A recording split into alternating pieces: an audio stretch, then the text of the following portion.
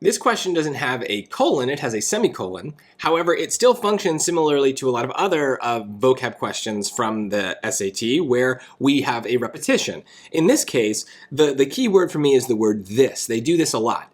Basically, what they're going to do here is repeat the same idea by kind of like pointing to it. That's what the this is doing. It's pointing to an idea. But this time, the idea has already been said in the first part, and then we're copying it in the second. Sometimes, especially on questions 1 and 2 in this section, it was the opposite. They gave us a blank, and then the definition came later. Here it's reversed, but it's the same exact thing. So let's see what we get from the first sentence. Beginning in the 1950s, Navajo Nation legislator Annie Dodge Wanika continuously worked to promote public health. This something effort, well, how about continuous? Right? You're working, you're giving off an effort, right? You're putting in an effort. So this continuous effort involves traveling throughout the vast Navajo homeland and writing a medical dictionary for speakers of the Navajo language. So what is another word for continuous? Well, how about persistent? A persistent effort, and that happens again and again. So that's the answer.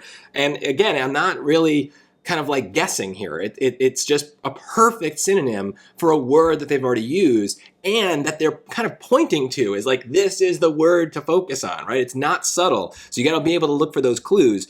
Impartial means unbiased or objective, right? You're not taking a side. Offhand, that might be more of a colloquialism that people who don't speak English as their native language might not know. Normally we think of like an offhand comment. It's something that's kind of said without much thought.